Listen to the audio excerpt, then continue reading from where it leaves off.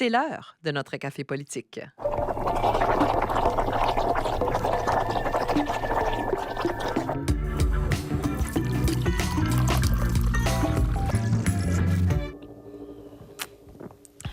C'est notre rendez-vous chéri du vendredi avec mes collègues du Café politique. On va décortiquer ce qui s'est passé au cours de la dernière semaine. Je joins à Fredericton mon collègue de CBC, Jacques Poitras. Bonjour, Jacques. Bonjour. Et à Caraquette, l'éditorialiste de l'Acadie Nouvelle, François Gravel. Bonjour, François.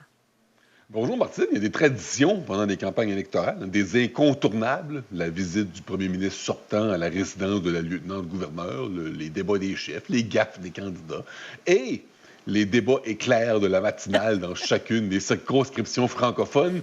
Je suis un fan, Martine. Surtout que vous faites du bon travail pour modérer les ardeurs de nos invités. C'est pas facile de les convaincre d'arrêter à la minute pile, comme vous réussissez. Oui. Oh, je garde mon doigt sur le chrono, c'est certain. Bien, vous êtes bien gentil. L'idée, c'est qu'on puisse partir faire la connaissance des enjeux également de nos circonscriptions. Cela dit, on va jeter un regard, comme on le fait ensemble, messieurs, plus large sur ce qui s'est passé cette semaine, qui a commencé, disons-le, en Lyon. On y va avec notre premier sujet. C'était le jour de la vérité et de la réconciliation. Et alors, c'est vrai que la plupart des candidats, ils sont allés de publications, de messages, de participation à des activités en lien avec cette journée. Jacques et François, et je commencerai avec vous, Jacques Poitras. Sherry Wilson et sa publication. Qui trouvait une manière de faire un lien parallèle entre l'agenda du droit des parents et les atrocités vécues par les enfants autochtones dans les écoles et les pensionnats. S'en est suivi l'intervention du premier ministre, le retrait de la publication. Mais elle est toujours dans la course, Jacques. Absolument. Sherry Wilson a réussi à fusionner deux sujets vraiment difficiles pour le gouvernement Higgs, soit les relations avec les Autochtones, les Premières Nations, et aussi la question de la politique 713. L'idée en général, c'est que le gouvernement, dans cette philosophie, c'est que des gouvernements pensent que les enfants appartiennent au gouvernement et non pas aux parents. Sauf que Blaine Higgs, malgré toutes ses mauvaises relations avec les Premières Nations, a jamais fait cette comparaison, a jamais questionné ou diminué l'échelle de la tragédie des pensionnats et des enfants autochtones. Et il a très rapidement laissé savoir qu'il n'était pas d'accord avec cette déclaration-là et que ce n'était pas comparable du tout. L'autre chose qu'on sait, que j'ai déjà aperçu, c'est que cette idée-là, cette comparaison, c'est un sujet ou une idée qui a été discutée avant dans les médias de la droite, Rebel News, True North. La candidate PC de Hampton, Fétine Grasseski, a fait le même argument à un certain moment. Elle a reconnu que dans la politique 713, les enfants sont arrachés de leurs parents et envoyés à une école des centaines de kilomètres à distance. Mais quand même, c'est une idée qui existait déjà et ça peut-être nous donner une idée de où des candidats PC consomment leurs médias, consomment leurs informations. François, c'était peut-être pas étonnant d'avoir entendu les chefs des autres partis réagir à la publication de la ministre et puis après aussi des chefs autochtones réclamer le retrait de Sherry Wilson de la course. Des réactions fortes aussi. Hein. C'est Megan Mitton du Parti vert qui a qualifié d'abominable la sortie de Mme Wilson. Mme Wilson, qui est une députée d'arrière-ban, hein, qui est devenue ministre par la force des choses, parce que les ministres de Blaine Higgs ont démissionné, ont été poussés vers la porte de sortie, les uns après les autres. Et malgré cela, elle a toujours eu des ministères extrêmement mineurs, hein, comme le ministre de Service NB, par exemple. Et on a vu un peu pourquoi là, cette semaine. C'était la journée de la vérité et de la réconciliation. Mme Wilson, quand on lisait le message, on croyait d'abord qu'elle voulait faire la bonne chose. Hein. Elle a publié un mot sur Facebook avec un bel arrière-plan orange, la couleur de cette journée. Et c'est dans la deuxième moitié du texte que ça dérape, là, où elle commence à expliquer que le gouvernement fédéral agissait comme s'il savait mieux ce qui est bon pour les enfants que leurs propres parents. Et là, c'est là qu'on entre dans la rhétorique de Blaine Higgs à propos de la politique 713 sur l'identité de genre dans les écoles. Cette rhétorique où les enseignants sont accusés de mentir aux parents, parents, où les conservateurs se présentent comme les défenseurs des droits des parents. La comparaison est tellement grossière que Blaine Higgs n'a pas eu le choix le lendemain de dire que Mme Wilson a raté la cible. Sauf qu'elle n'est pas la seule à croire cela, et Jacques l'a bien expliqué. Ce sont des mots qui circulent déjà dans une certaine droite, où Mme Wilson semble s'inspirer, où Fatin Brzezinski, une autre candidate, semble s'inspirer aussi. Ce qui me laisse croire que dans certains de ces milieux-là, où ces candidates-là, et sûrement d'autres, s'abreuvent, on n'a aucune gêne à faire cette comparaison-là, au point où Mme Wilson est arrivée et a cru que publiquement, elle pouvait le faire en gagnant des points politiques sans se douter une seule seconde qu'elle serait lourdement critiquée. Et elle l'a été. J'ai vu cette page Facebook-là avant que le message soit enlevé. Les commentaires étaient nombreux et aucun n'était positif. On va passer au prochain café. Ce serait bien qu'on ait à disposition toutes les plateformes de tous les partis en même temps. Vous ne trouvez pas, les amis journalistes? Oui. Au début de la campagne en aussi. démarrant la campagne électorale, mais non, c'est pas comme ça que ça se passe. Les libéraux, hier, ont dévoilé leur plateforme électorale. Je vais commencer avec vous, François Gravel. On retrouve là-dedans beaucoup de ce qu'on a entendu jusqu'ici. Et si on pose la question au chef progressiste conservateur, on trouve là-dedans la confirmation qu'on va écrire des finances dans le rouge avec un gouvernement Holt. Depuis le début de la campagne électorale, le plan de match des conservateurs consiste à répéter quelques promesses cibles, entre autres la réduction de la TVH, et de critiquer chacun des engagements des libéraux. Et ça marche plus ou moins. Ça ne fait pas beaucoup réagir.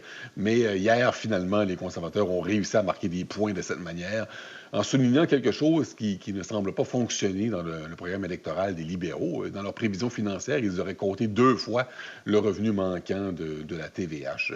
Les conservateurs voient là la preuve que si on retire ce qu'ils qualifient de chiffres imaginaires des libéraux, eh bien, ils termineront en fait l'année avec leur plan de match avec un déficit de plus d'1 milliard de dollars. Et la campagne libérale a répliqué en disant ne rien compter du tout 2 fois, qu'en fait, il s'appuie sur le fait que Blaine Higgs a promis de réduire la TVH et qu'en disant que cela n'aurait aucun impact sur l'équilibre budgétaire, ce qui signifierait que d'autres recettes augmenteront en même temps de 450 millions de dollars.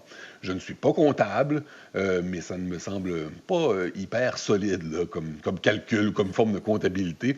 Et surtout, ça ramène une des faiblesses des libéraux, le fait que ce n'est pas tout le monde qui croit qu'ils vont réellement éviter de ramener la province en déficit budgétaire. Je m'attends de voir les conservateurs marteler ce clou-là à plusieurs reprises pendant les prochains jours. Et est-ce que ça va faire mal aux libéraux? Ça reste à voir. Je me souviens qu'en 2018, dans la campagne électorale, Blaine Higgs avait déposé son cadre financier qui comprenait l'élimination de 2000 postes dans la fonction publique. Et à peine quelques heures après la publication, le parti annonçait qu'il y avait une erreur, que ce n'était pas dans ses plans de congédier qui que ce soit. Alors, la gaffe ne les avait pas empêchés d'être portés au pouvoir. On va voir si ça va être plus porteur pour les libéraux. De votre côté, Jacques, il y a bien sûr ce qu'on retrouve dans une plateforme et ce qu'on ne retrouve pas. Je lisais entre autres votre papier qui met de l'avant l'alternative à la taxe carbone du fédéral. Qu'est-ce qu'on ferait à la place? Oui, je veux réagir à François, premièrement, Oui. le fait que les libéraux font l'argument sur le revenu, sur les recettes, qu'ils adoptent la logique de Blaine Higgs, qui veut dire que les prévisions dans le dernier budget sont fictifs, mais ils adoptent exactement ces chiffres-là pour faire leurs calculs dans leur plateforme. Alors, ce n'est pas tout à fait logique. Et on ne parle pas d'une erreur de 10 millions de dollars. 450 millions, c'est beaucoup. C'est la différence entre un surplus et un budget. Oui, sur la taxe sur la carbone, les PC attaquent Susan Holt depuis plus qu'1 an sur le fait qu'elle est liée avec Justin Trudeau et sa taxe sur la carbone. Et tous les libéraux savaient que ces attaques allaient continuer pendant la campagne. C'est vraiment un des faiblesses des libéraux, cette perception d'un lien avec Justin Trudeau. Et de voir une plateforme qui spécifie pas du tout une option. Oublie pas que le fédéral établit un standard pour la prise sur le carbone. Les provinces peuvent adopter leur propre système ou avoir le système fédéral imposé sur la province. Alors, Susan Holt a un choix. Elle peut proposer une alternative, mais elle n'a aucun détail, aucune spécificité sur qu'est-ce que ça serait. Elle dit, on va aller à Ottawa puis les convaincre que le Nouveau-Brunswick est unique ou différent. Première chose, nous ne sommes pas. Mais deuxième chose, Brian Gallant a essayé la même chose en 2017, puis le fédéral l'a rejeté, puis a imposé sa taxe sur le carbone. Alors, pourquoi ça serait différent maintenant? On ne sait pas. Peut-être Susan Holt attend une victoire de Pierre Poilievre l'année prochaine et pense qu'elle n'aurait jamais besoin d'aborder ce sujet-là. On va passer au troisième café de ce matin. C'était une date importante cette semaine où on avait le portrait réel. Qui étaient les candidats dans chacune des circonscriptions parce qu'il faut une heure limite pour soumettre sa candidature. Et donc, on a maintenant le portrait. Et puis, Jacques et François, c'est intéressant de décortiquer qui réussit à présenter des candidats dans chacune des circonscriptions. Certainement, ça l'est encore plus dans les partis plus traditionnels. Mais également, c'est pas inintéressant, et je commencerai avec vous, Jacques, de parler des autres partis. Il y en a qu'on apprend à connaître aussi, qui ont quand même présenté, plus d'une quinzaine de candidats. On sait que c'est toujours difficile pour des partis de convaincre du monde pour se présenter comme candidat, mais c'est même plus difficile quand le parti est moins connu, n'a pas beaucoup de chances à gagner et n'est pas vu comme un parti qui peut atteindre le pouvoir. Alors, pour moi, ce qui m'a frappé, c'est l'NPD qui a 23 candidats et l'Alliance des gens, Alliance populaire peut-être, on dirait, avec 13. L'NPD, c'est un des grands partis traditionnels au niveau fédéral, a déjà élu leur chef, Elizabeth Weir, au Nouveau-Brunswick, plusieurs fois. Et ils n'ont pas même réussi à nommer des candidats dans la moitié des circonscriptions. J'étais au débat à Hampton cette semaine où le candidat NPD n'était pas même présent.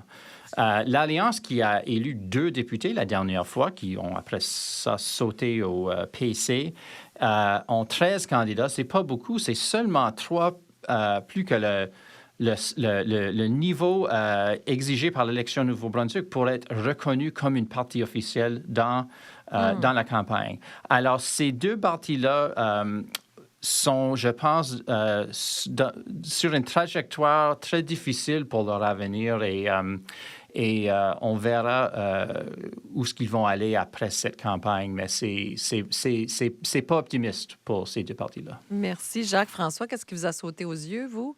Bien, ce qu'on constate, en fait, c'est que ce n'est pas facile de convaincre des personnes d'être candidats dans chacune des 49 circonscriptions. Même les progressistes conservateurs, pourtant au pouvoir, ont éprouvé des difficultés. Jusqu'à il y a quelques jours avant la date limite, il leur manquait encore quelques candidats. Et souvenez-vous aussi de cette étrange série de 5 investitures conservatrices qui avaient été effectuées par Internet en rafale, l'une après l'autre, avec interdiction aux journalistes d'y assister. Le Parti vert, qui compte 3 députés, qui a un chef en place depuis 12 ans, qui rêve publiquement de former le prochain gouvernement, qui est possiblement en position de tenir la balance du pouvoir, n'a pas réussi à avoir 49 candidats. Il en manque 3, y compris dans 2 circonscriptions de la péninsule acadienne ou dans des régions où il a pourtant bien fait la dernière fois. Dans ma circonscription, ici à Caraquette, il y a seulement 2 candidats, du Parti libéral et du Parti progressiste conservateur. Donc, ce recrutement-là, c'est un défi. Les gens ne se ruent pas en direction des bureaux des partis pour se porter candidat. On retrouve aussi des visages familiers, des candidats qui sont là, mais qui, dans les faits, dépannent leur parti presque élection après élection quand il manque des candidats dans certaines régions. Et tout comme Jacques, je note que le NPD et le People's Alliance sont maintenant des partis moribonds. Le NPD n'a que 23 candidats, c'est 10 de moins qu'il y a 4 ans. La People's Alliance n'en compte que 13, c'est 23 de moins qu'en 2020. En fait, la People's Alliance compte même moins de candidats que le Parti libertarien, qui a 18 candidats, et je ne serais pas surpris que la People's finisse par disparaître, comme le Parti Core avant lui. Eh bien, c'est l'heure de vos cafés que vous choisissez d'ajouter à ce qu'on vient de présenter comme café politique cette semaine. Alors, de quelle sorte de café s'agit-il, Jacques Poitras, et pour qui vont vos cafés cette semaine? Café très, très sucré pour le juge Richard Petrie qui a décidé cette semaine que des citations de le ministre Bill Hogan aux médias peuvent pas être entrées dans un procès, dans la poursuite judiciaire sur la politique 713 comme preuve. On entend souvent des politiciens qui nous disent qu'ils ne peuvent pas nous accorder une entrevue à propos d'une poursuite parce que c'est devant les cours. Maintenant, le juge Petrie a donné raison à les journalistes qui disent que vous pouvez nous parler sans inquiéter que vos citations seraient utilisées contre le gouvernement en cours. Alors, bravo pour ça. Et des cafés sucrés pour la Chambre de commerce de Hampton et peut-être même toute la population de Hampton, Fundy, St. Martin's. Un débat a eu lieu mercredi soir, bien organisé, une douzaine de bénévoles du Chambre de commerce, une audience de plusieurs centaines de personnes très intéressées qui a soumis des bonnes questions, des candidats qui ont fait des arguments aigus mais polis.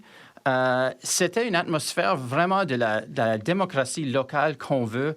Je pense que c'était comme le anti-Twitter, ce que j'ai vu à Hampton mercredi soir. Alors, bravo pour tout le monde impliqué. Absolument, ça vaut la peine d'être mentionné. Vos cafés, François Gravel, pour qui cette semaine? Nous avons parlé la semaine dernière des débats des chefs de Radio-Canada Acadie, de l'Acadie Nouvelle et de CBC. Mais nous ne parlerons pas au cours des prochaines semaines, de la semaine prochaine, du débat des chefs de Rogers, ou très peu. Il est censé avoir lieu le 9 octobre, mais il semble que Blaine Higgs, qui n'a pas fait d'annonce officielle, refuse d'y participer. Ce sont les libéraux, en fait, qui ont fait cette annonce-là. Donc, leur équipe de communication s'est même amusée à imiter Kamala Harris, en demandant dans les réseaux sociaux « Est-ce que Blaine Higgs a peur de perdre un autre débat face à Susan Holt? » Et c'est peut-être le cas, mais c'est peut-être aussi que la campagne conservatrice a jugé que le débat n'en vaut pas le temps et l'effort pour s'y consacrer. C'est toujours spécial, Télé Rogers, parce que c'est une télévision néo-brunswickoise. Hein. Les chefs participent normalement à leur débat, le traitent avec importance, même si dans les faits, ce n'est pas tout le monde qui a accès à Télé Rogers. Pour visionner le débat, même pour plusieurs, il faut se tourner vers YouTube. Je n'ai pas de chiffres, mais je présume que les codes d'écoute ne sont peut-être pas extrêmement élevés. En tout cas, il est encore prévu à l'horaire la semaine prochaine. On verra bien qui s'y présentera et qu'est-ce qui en sortira. Et deuxième café, à une habituée de cette section, il était au débat auquel Jacques fait référence à Hampton, la candidate fondamentaliste chrétienne Fétine Gressesky, qui est allée encore une fois cette semaine de plusieurs déclarations étonnantes. Elle a décrit Blaine Higgs comme étant, je cite ici, un citoyen aîné qui est agressé par les médias. C'est surtout la première phrase qui m'a fasciné. Blaine Higgs n'est pas un jeune homme, effectivement. Il est âgé de 70 ans, mais son âge n'est pas un enjeu électoral. On n'en parle pas comme on en parle avec celui de Joe Biden, par exemple, aux États-Unis. Alors, j'ai trouvé intéressant de voir que c'est une candidate conservatrice de sa propre équipe qui a insisté sur le point en le présentant comme une personne âgée, possiblement fragile par ses attaques.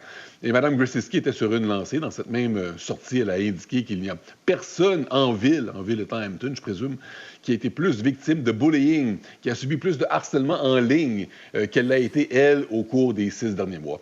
Elle a des bonnes chances de se faire élire, Mme Gressesky, dans une circonscription qui est généralement favorable aux conservateurs. Je crois qu'on va l'entendre souvent dans les prochaines années, d'autant plus qu'elle pourrait être nommée ministre si le gouvernement Higgs est reporté au pouvoir. Merci beaucoup. Jacques Poitras, on continue de suivre vos reportages à CBC et François Gravel, bien sûr, lire vos éditoriaux dans l'Acadie Nouvelle. À la semaine prochaine. À la semaine prochaine, merci. Pour le prochain Café politique.